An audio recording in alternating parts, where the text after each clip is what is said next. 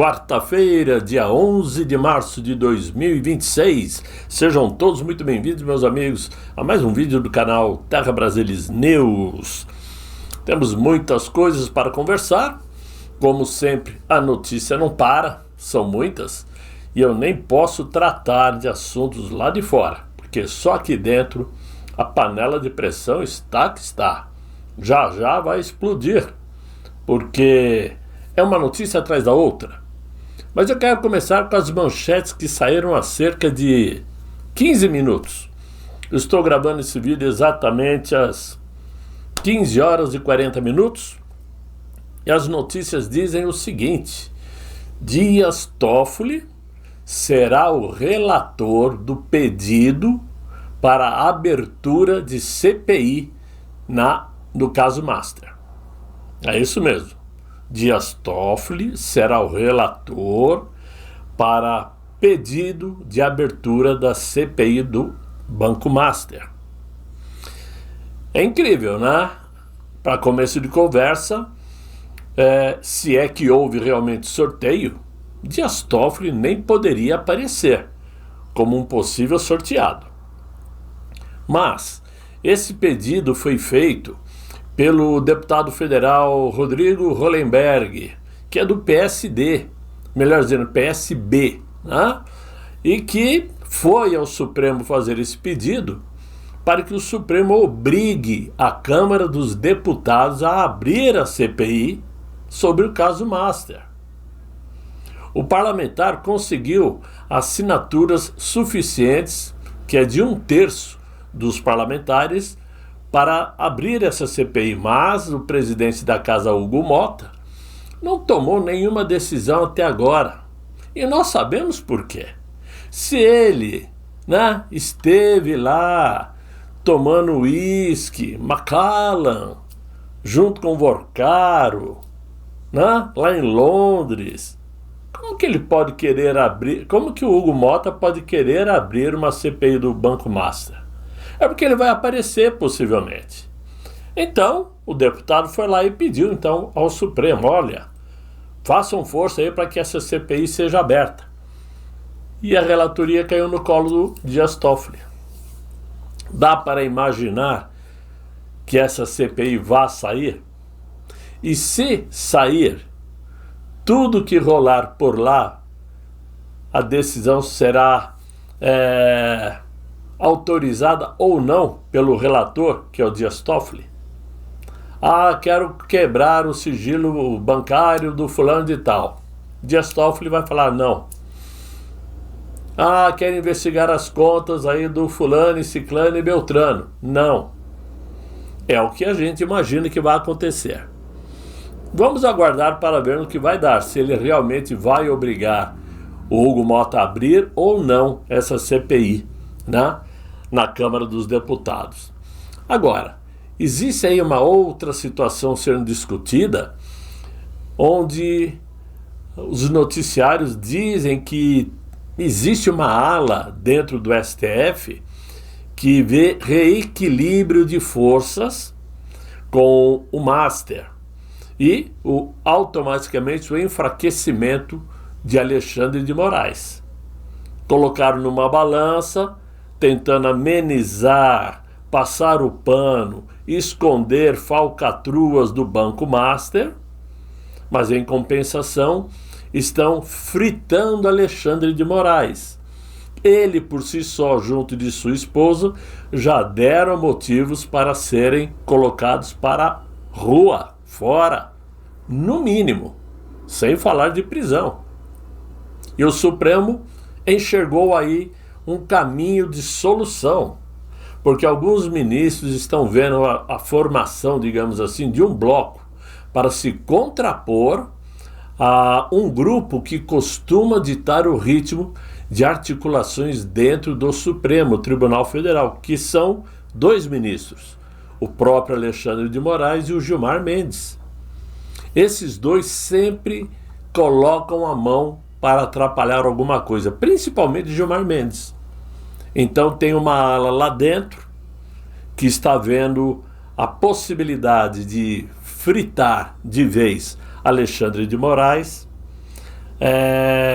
amarrar um pouco as mãos de Gilmar Mendes, mas em compensação com a tendência de pegar mais leve com o Banco Master. Será? Essas são notícias da CN Brasil, que saiu agora há pouco.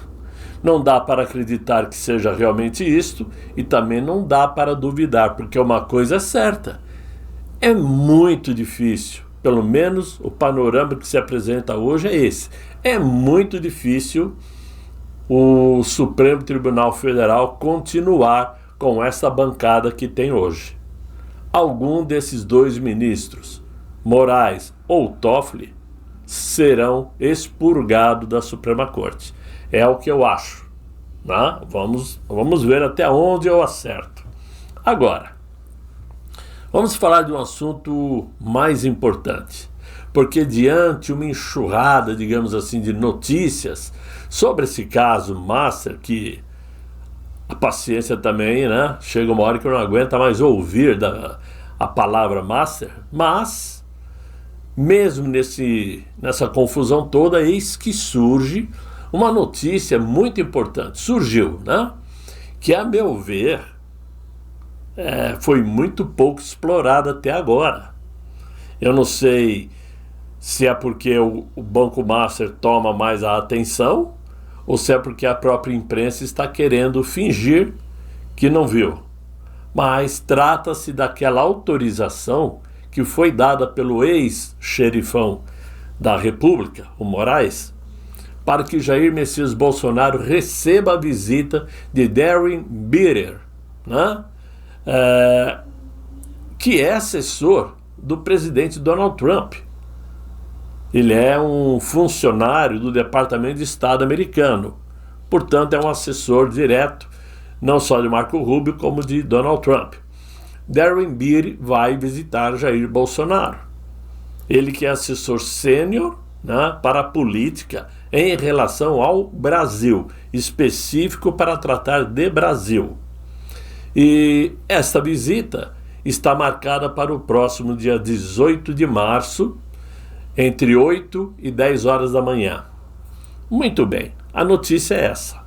Agora, a decisão de Moraes pode ser interpretada do ponto de vista da análise política como um gesto carregado de significado diplomático, muito além de uma simples autorização de visita carcerária, porque em situações normais, visitas a presos seguem protocolos administrativos relativamente simples.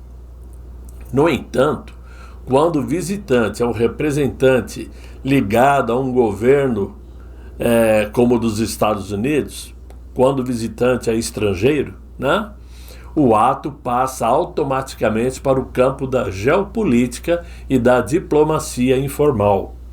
Eu vou explicar o porquê. Porque o primeiro aspecto que chama atenção é que a autorização ocorreu de forma explícita e pública, e a resposta de Moraes ao pedido de Jair Bolsonaro foi rápida, para não dizer rapidíssima, em comparação a outros pedidos anteriores que tiveram que esperar semanas para ter resposta. E aí, isto sugere que Moraes não quis criar obstáculo institucional, não quis criar um caso a um contato que poderia ser interpretado lá em Washington como um bloqueio político ou diplomático. Ao permitir a visita dentro das regras do sistema penitenciário, com horário regular, presença de intérprete no caso, né, e acompanhamento formal, o ministro quis sinalizar que o Brasil não está impedindo uma interlocução internacional, não, nada disso, né? Envolvendo um chefe de Estado como Jair Messias Bolsonaro. Muito pelo contrário. Ou seja, ele quis vender um peixe que não existe. Nós sabemos que não existe. Ele já acalmou agora, porque não tem mais o que fazer com o Jair Bolsonaro, já aprendeu. Mas o significado mais profundo pois nos últimos anos, digamos assim, o caso envolvendo Bolsonaro passou a ser acompanhado por figuras e grupos políticos ligados com a direita internacional, especialmente nos Estados Unidos, e quando um assessor ligado ao governo Trump demonstra interesse direto em visitar Jair Bolsonaro na prisão, isto automaticamente eleva o tema ao nível de observação informal e cria tensão nos bastidores de Brasília. O que Darren Beattie vai falar com Bolsonaro? Por que ele, especificamente ele, que é um assessor que cuida de negócios com o Brasil, diretamente ligados ao Departamento de Estado americano? Se o ministro Moraes negasse essa visita, isso poderia ser vista como prova de que existe perseguição política contra Jair Messias Bolsonaro e que essa perseguição é real e ganharia força no exterior, especialmente entre os aliados do governo de Donald Trump. Então, ao autorizar o encontro, Moraes quis reduzir o risco de que o episódio seja explorado como prova de isolamento ou violação de direitos políticos. Ou seja, o medo tomou conta da decisão do tal muralha da democracia. Um outro ponto que é interessante é que a autorização vai permitir que representantes estrangeiros vejam ao vivo e a cores condições do nosso presidente preso. Isto pode tanto ser interpretado como uma tentativa de o STF neutralizar críticas externas, mostrando que o processo judicial brasileiro não está impedindo acompanhamento internacional, mas, por outro lado, em termos políticos, isto pode ajudar a demonstrar a condição de fragilidade de um presidente com comorbidades e sem o tratamento adequado, o que reforçaria, a depender do resultado da visita, aprovar, melhor dizendo, a inexistência de respeito aos direitos humanos. Ao mesmo tempo, a visita também pode ser entendida como um reconhecimento implícito de autoridades americanas de que o caso de Jair Bolsonaro já ultrapassou fronteiras do debate jurídico interno. Quando assessores de um presidente, como de Donald Trump principalmente, se envolvem diretamente, o processo passa a ter uma dimensão internacional que o Supremo Tribunal não pode ignorar. Assim, do ponto de vista de análise política, a decisão de Moraes parece combinar 3 objetivos simultâneos: evitar um incidente diplomático com os Estados Unidos, reduzir a possibilidade de uma narrativa internacional de perseguição política e demonstrar que o judiciário brasileiro não teme escrutínio externo. Isso é o que ele acha que vai conseguir com a autorização que deu. Mas, de fato, sabemos que ele não tinha outra opção a não ser autorizar, porque negar a visita seria pior.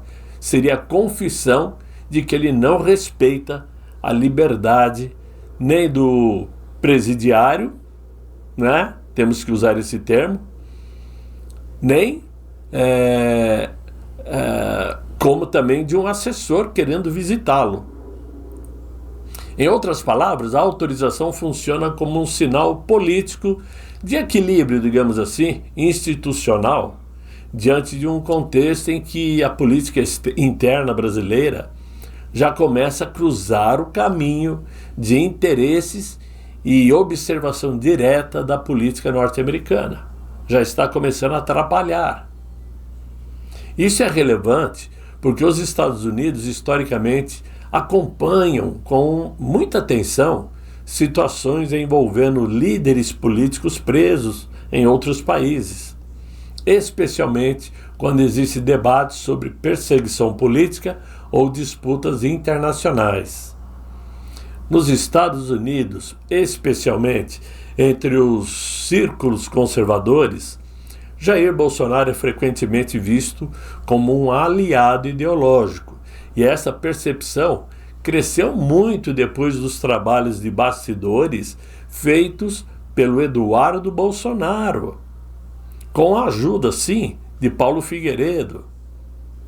Fato é que qualquer notícia envolvendo Jair Bolsonaro pode ser interpretada por esses grupos como um conflito político maior, envolvendo democracia, liberdade de expressão ou disputa institucional. E quando um representante como este, assessor de Donald Trump, entra em um presídio para visitar um ex-presidente detido, o gesto automaticamente transforma o caso em assunto internacional, porque a notícia corre.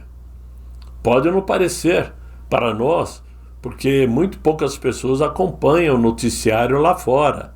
Muito poucos leem jornais lá de fora, revistas. Mas, mesmo que essa visita seja protocolar, ela transmite a mensagem de que o caso está sendo observado fora do Brasil. Visitas como esta do assessor americano costumam funcionar como um sinal político silencioso e não é uma intervenção formal, mas indica que atores externos estão acompanhando os acontecimentos dentro do território brasileiro, principalmente em um ano eleitoral, onde claramente o presidente americano deseja ver uma mudança radical no Palácio do Planalto. De qualquer forma, quando representantes ligados a um governo, como uma potência dos Estados Unidos, por exemplo, isso é um sinal direto de que um líder preso em outro país deixa de ser apenas um assunto jurídico e passa a integrar o campo da diplomacia política informal ou a internacionalização de um conflito político doméstico. Os Estados Unidos estão de olho, sim.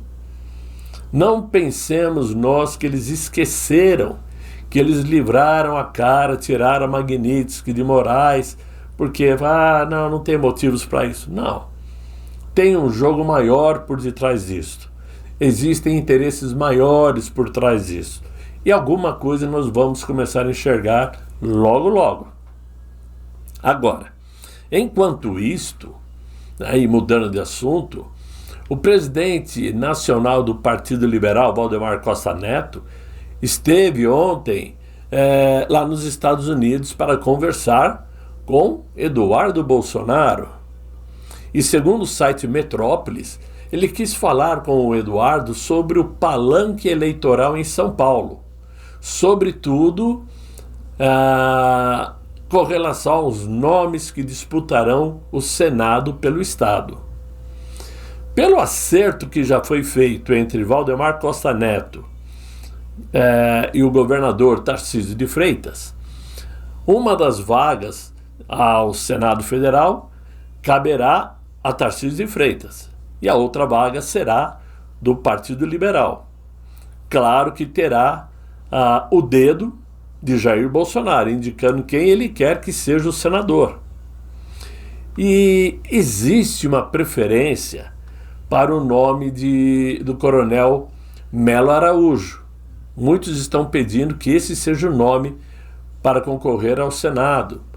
Porém, existe um entrave com o Eduardo Bolsonaro, que resiste a esse nome, porque ele prefere indicar um aliado de sua estrita confiança, digamos assim. Só que ele, na conversa, não disse quem seria essa pessoa. E ninguém consegue adivinhar quem poderia ser. Então, ficou aí esse impasse no ar. Sabemos que Tarcísio tem uma preferência por Guilherme Derrite, que é um excelente nome, assim como o Melo Araújo seria outro excelente nome. E como nós temos dois bons nomes, eu espero que não começa a surgir aí um entreveiro entre o PL do Costa Neto com o Eduardo, com o risco de aparecer um terceiro nome que de repente não seja aquele que nos agrade. Mas é o assunto que rolou e que saiu na imprensa ontem, inclusive, e que é importante nós ficarmos atentos, né? Então, meus amigos, era esse assunto que eu tinha para vocês no vídeo de hoje. Eu espero que vocês tenham gostado. Espero que sim. Deixe aí os likes, se inscreva no canal, convidem seus amigos para me acompanhar aqui no Terra Brasilis News. Eu espero voltar amanhã com um novo vídeo, se Deus quiser, e Ele há de querer. Fiquem todos muito bem, fiquem com Deus. Tchau, tchau.